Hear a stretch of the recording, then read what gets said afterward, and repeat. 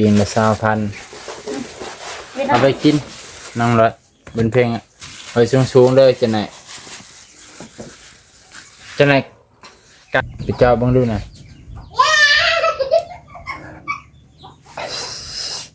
แมนอีลีใครชงเยี่ยมมาก บุญมีเงียบเปิดเลยเงียบเปิดเลยบ่เอ้ย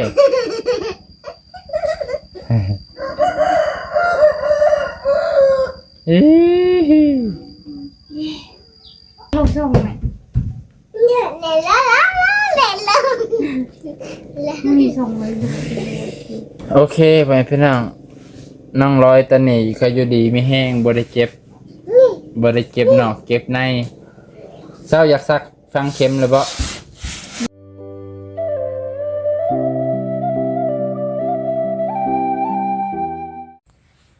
ทักทายสบายดีพ่อแม่พี่น้องสบายดีเบิดสุขุสุคนที่เคารพเช่นเก่าเช่นเคยมื้อนี้หลังจากที่เฮ็ดภารกิจแล้วภายใน 3-4 มื้อได้มีโอกาสออกจากหน้างานใหญ่เพราะว่ามันแล้วได้เด้พ่อแม่พี่น้องมาหาน้องร้อยพ่อแม่พี่น้องเอ้ยคือเก่าคือเดิมเพิ่มเติมมื้อนี้เขาน้องร้อยเขียวงามพ่อแม่พี่น้องป๊าดเขียวคักเลยโอ้เขียวงามไปพี่น้องไปเขาพอสร้างกับเช่นเก่าเช่นเคยเขาโตดำในเขียวงามไปพี่น้องตัวดำในเขียวงามปีการนี้บ่นี่เพิ่นหวานบ่จือใดอยู่อันนั้นอยู่ดำอยู่แต่ว่ามันบ่งามเท่าปีนี้เพิ่นดำคือว่างามเขียวคักเขียวแน่โอ้ยตัวเรืองๆทั้งพุ่นก็จะเป็นหวานบ่นะเขาน้องร้อยนี่เขียวคักได้พี่น้องเขียวงามพี่เอาไปจะได้กับฝากเป็นกำลังใจในพี่น้องมื้อนี้ได้มาหาในรอบ1 สัปดาห์บ่ได้มาหาเพิ่น1 อาทิตย์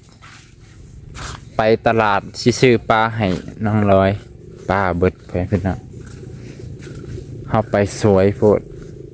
เพราะว่าน้องไปเวียกตอนเช้ากลับมากับเที่ยงพอดีปลาเบิดเพิ่นน่ะโอ้เขียวเนาะเขียวงามใส่ปุ๋ยแล้วบ่นี่เขียวชุมบุญมีนอนแล้วพี่น้อง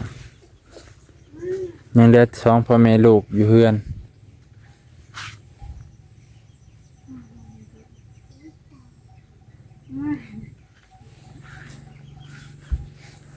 กินข้าวกินน้ำแล้วบ่น้องร้อยกินข้าวแล้วบ่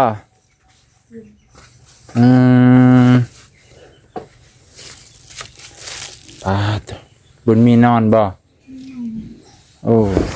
ต้องไปปลุกแล้วแหละสัน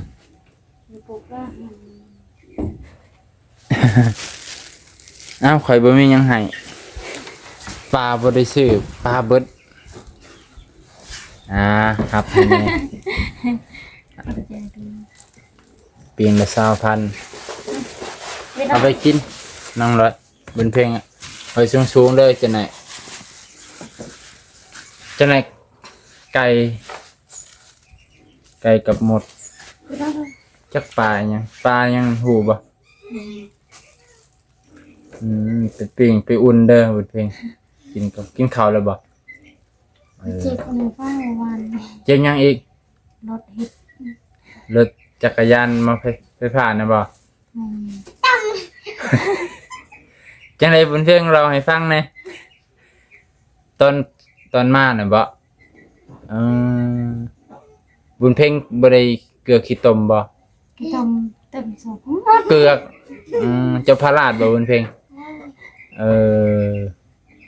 เขาเปียกหมดเลยเขาเปียกไปเลย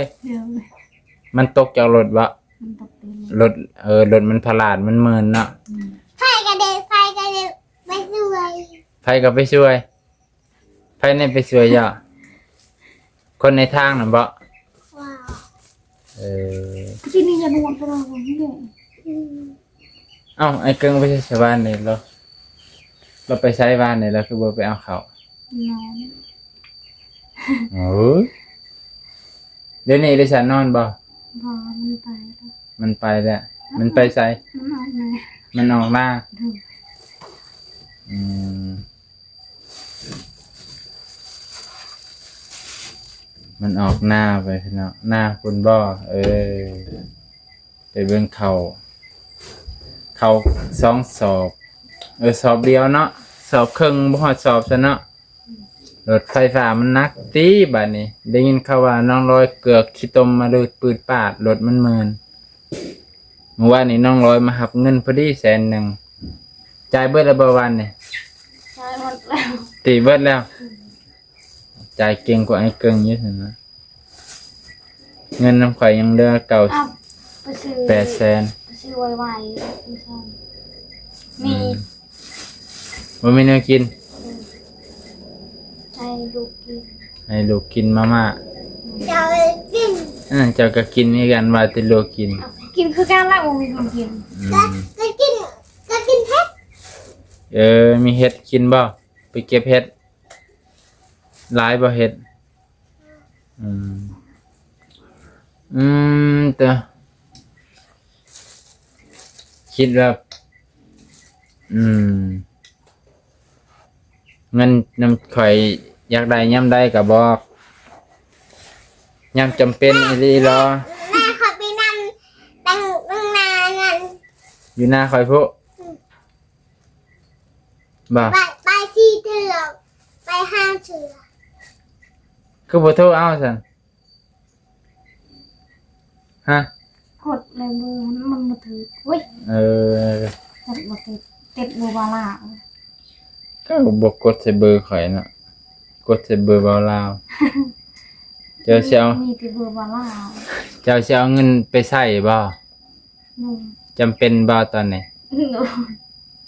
บ่คันเอาไปใช้ข่อยก็สิให้เบิดได้บ่ ได้ แสดงว่าน้องลอยอยากใส่เงินแห้งแล้วพ่อแม่พี่น้อง ก็ต้องรอผมนั่นอันไถ่จ่ายพอ กินดีๆมันเพิ่ง ไปจากกระโดดก็ อย่ากินข้าวไว้อย่ากินเล่นมันสิ ต่อเอ็ม พ่อแม่พี่น้องอุตส่าห์อุ่นใจเอาเงินไว้นำบ่าวนงยามเก็บเป็นจังมาเบิกน้องลอยเบิกเบิดเลยเด้อพ่อแม่พี่น้องบ่แม่นไอ้เกิงครูเอาไปจักนี่แม่นว่าบุญเพ่งแน่แม่นแล้วนี่ คนจีบอันนี้ จีบอันนี้บ้านลม ลมเมื่อวานนี่บ่ ดำเด็บนี่ที่ รถทับเลยบ่ มีรถทับเลย อืม ครั้งนี้มันทับครั้งนี้มันเห็ดแบบนี้ถึงนี่ บอกผัวว่าจังได้ ไม่ได้บอกคนจีบ คือบ่บอกผัว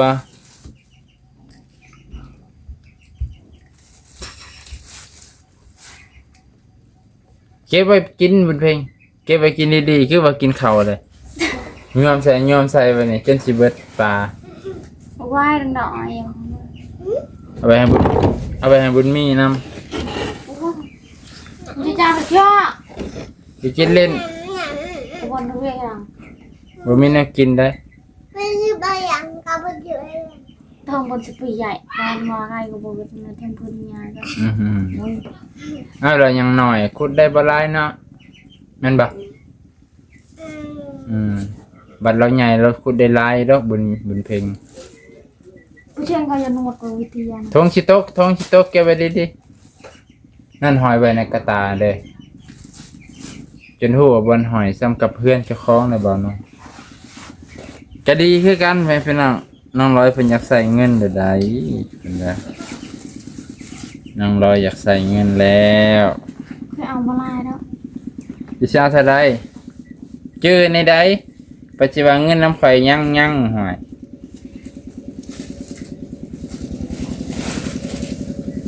บ่ได้เด้เนาะเพิ่นพี่น้องเมื่อกี้นี่ซื้อปลา20,000 จะมาทำไหนจะเอา 700,000โอ้ย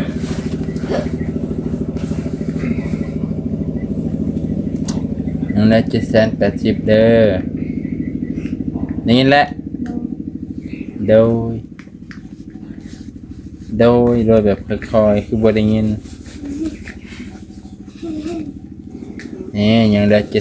780ซื้อปลา20,000เด้ปกติเหลือ800,000น้องร้อยเบิกว่านี่100,000โอ้ไปนำข่อยตั้ง2-3เทื่อเพิ่นบ่เอาห้าม เอาห้ามหลายบ่ว่านี่ ลาย เออ ห้องเก่า จะสิเอาเท่าใดเอา เก่าเช่นไหม 100,000บ่เอาบ่ใบหน่อยนี่ พอไปซื้อเบ็ดใส่ปลา โอ้พอจะไปซื้อเบ็ดใส่ปลา เพื่อพอไปซื้อยูนมซ่อนเนาะ ผัวจะไปซื้ออยู่เมืองชน อืม โอ้ดีอ่ะให้ไป180,000ให้มันเหลือ600,000นี่พอดีเลยเอายังเหลือ600,000นะนี่เบิ่ง1 2 3 4เบิ่งนี่5 6เหลือ600,000เด้อ หนึ่ง บ่เบิ่งให้ยามนับเงินให้เบิ่งยามนั้นเพิ่นสิมาทวงไว้เงินข่อยยังพอดีแหละไอ้เกิงสิไปซื้อเบ็ดเพิ่นว่าซั่นจะได้กินปลาดุกปลาคอน้ำไอ้เกิงเด้อ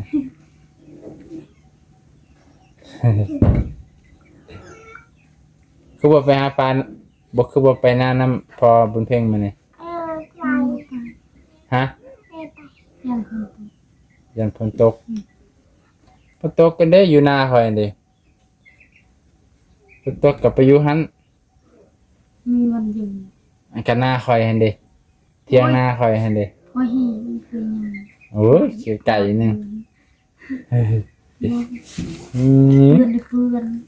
โอ้เที่ยงข่อยสิเปื้อนตอนเพิ่นเห็น โอ้โหเคยเห็นเลยนะไปออกกันนั่นก็วันเพลงนอนเลย เอาไปทางใดเอาไปทางหน้า แม่ ออกทางเฮียนไอเดนนี่บ่จะย่างไปได้ขี่จะใคร ยางไปเลย ย่างไปเลย พอเห็น อืม เห็นที่คนคนเดียว ไผตะฮิบนะบ่จะไปมาลำมาร้อยและแถวปุแถวปลาข่อยบ่ได้ปลอดภัยเด้อ คอยกันยามตอนนั้นว่าคอยกันสั่นเลย ยังเขาหัวแม่อัพเพิงเนี่ยจะเตรียมแล้วคอยกันยามตอนนั้นกันสั่นเลย บ่ ยังไม่ไหวแล้วเพิ่งมาแล้วค่อยๆอย่าง ก็บ่ยืมเงินเขาแถวนี้ก่อนแล้วจังไปใช้เขา บอเลย เอา มายืม ก็จะสิไปนำข่อยเฮ็ดหยังอยู่นาไปพ่อข่อยอยู่หน้าผู้เดียวจะเสียจังได๋เขาก็สิว่าเอาแล้วแม่อัพเพิงไปหาบ่าวนุ่งอยู่หน้าเด้อ เพื่อพอหายไป ว่าแม่นไปนัดกันอยู่บ่ผัวจะให้ไปบ่ บอกวันเพลง บ่ไอ้เกิงให้ไปบ่ไอ้เกิงคือบ่ไปเองซั่น มันบอกไป มันบ่ไปมันขี้ข้านบ่ ข้ามชิ้นน่ะ ขี้ข้านขี้ย่าง หน้าเวลา แบบมันนี่คือดุย่างซั่นกายฮอดหน้าข่อยพุ่น เจ้าเห็น เอ้าก็ว่าเราไปหน้าก็สิกายฮอดหน้าข่อยเด้อ บ่ได้เทือดข้าว บ่จังไหนก็มาแล้วนี่เว้าควันอยู่นี่จังไหนก็มาแล้วเอ้ยไอ้เกิงเอ้ยเห็นมื้อนั้นเห็นเมื่อวานนี่แหละเพิ่นพี่น้องน้องร้อยไปเอาข้าวสารอยู่โรงสีไปกับลูกเพิ่นนี่แหละ2คนโอ้ยตากฝนแงะอยู่ตอนแรงๆบ่าวนุ่งกำลังสิไปในเมืองโอ้ยว่าไอ้เกิงนี่ก็ไปเอาข้าวสารน้อยเดียวนึงยังสิให้เมียลูกไปเอามันบ่พอสินักใช่ไอ้เกิงเอามาไหมอยู่ในห้องบ่จัก ไปว่า อยู่ในห้องไปจักไอ้เกิงนี่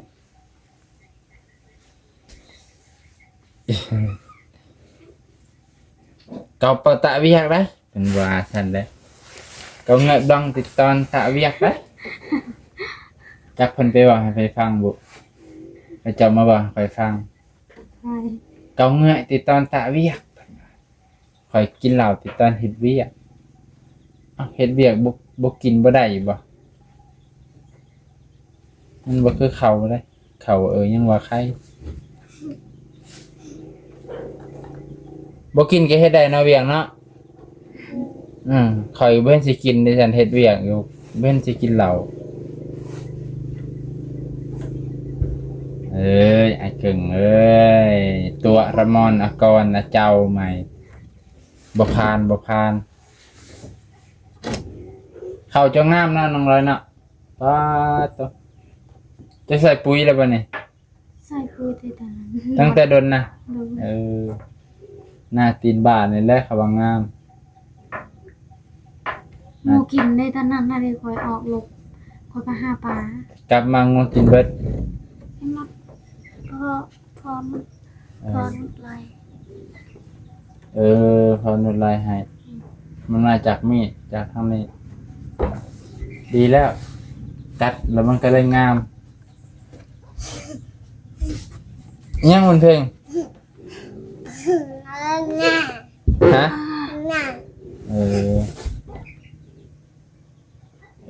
นี่บนมีตีแล้วนี่ยาออกมาเลยบ่ได้เห็นบนมีดนเลยเว้ยไปเจาะบังดูนะ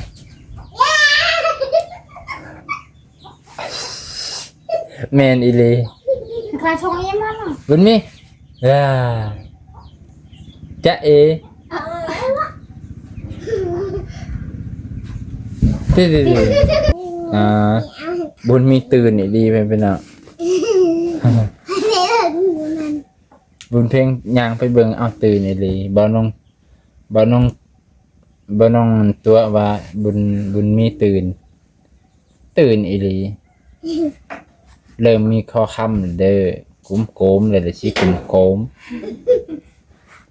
กรอติดตันหน่อยสิกุ้มโกมแหละแล้วนอนแต่เช้าพุ่นบ่ ที่สามมาพวงตังไงจึง สัมภาษณ์เพิ่นจังยางไปเบิ่งผลงานเจ้าของว่าข่อยเหี่ยวใครจะระบบขี่ใช่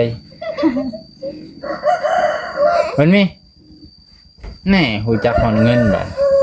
ติด เงียบเปิดเลยเงียบเปิดเลยบ่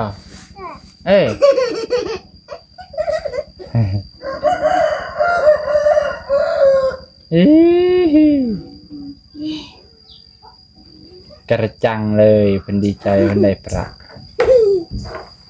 เงินน้ำไฟยังได้เท่าไรน้องร้อย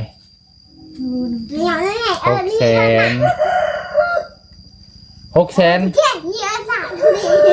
เด้อ600,000เด้อจื้อเด้อ600,000เด้อ600,000จื้อเด้อเอาอีก6เทื่อนี่ก็เบิดได้เทื่อละแสนเอาอาทิตย์ละเทื่ออาทิตย์ละ100,000เนาะ หมดตัวนู้น ได้บ่อาทิตย์ละ100,000 6อาทิตย์ละ100,000ก็ได้6อาทิตย์โอ้เดือนกว่าใช้เงินประหยัดบุญมีบุญมีหูจักแบ่งเงินเลย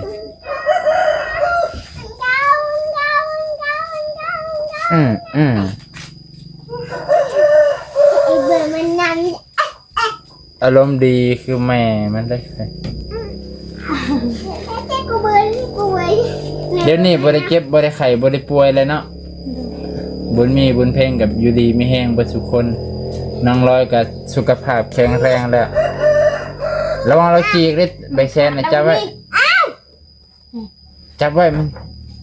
เอาใบแซนออกมาจากมือนี่เข้ามาอีกทีละเข้ามา ให้แม่จะไหนเราจีกนะตารางมือ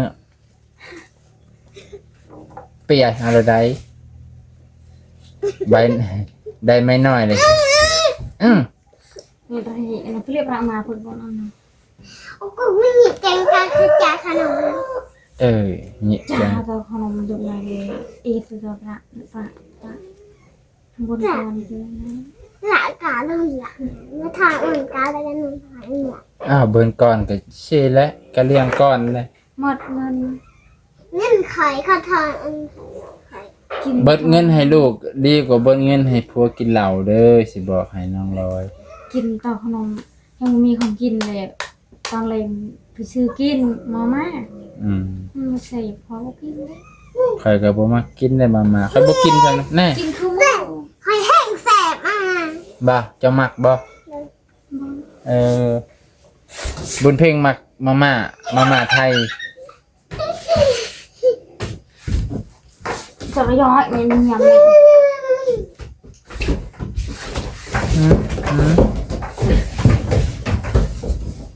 มันมีหมู่แ